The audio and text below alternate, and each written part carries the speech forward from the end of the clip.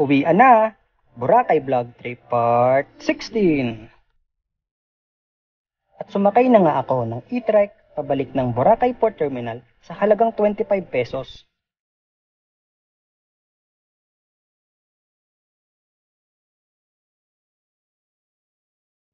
At pagkababa ko ay dumaan ako dito sa tourist lane. Sa entrance ay walang masyadong pila at walang masyadong tao.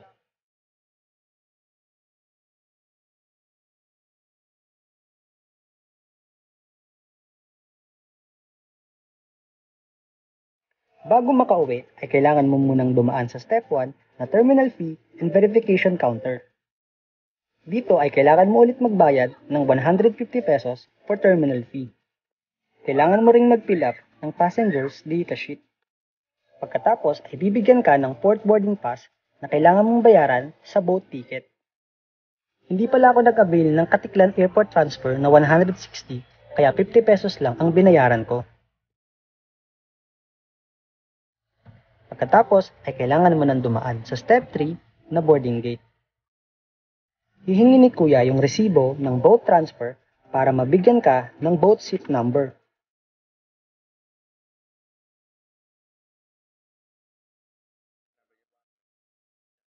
Ayan, may boat seat number ka na.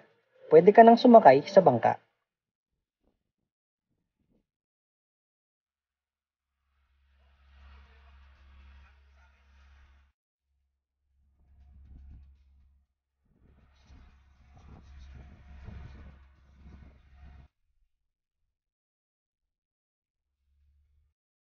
Hindi na nga ako nag-tricycle dahil pwede namang lakarin papunta sa Boracay Airport.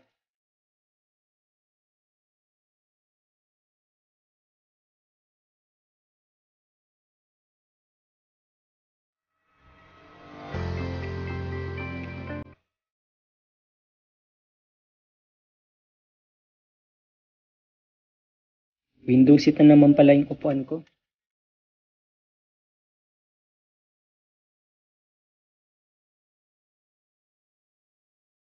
At komportable din naman yung luwag ng upuan. Ang swerte ko, dahil window seat ako, nakita ko pa ang isla ng Boracay pag alis ng eroplano.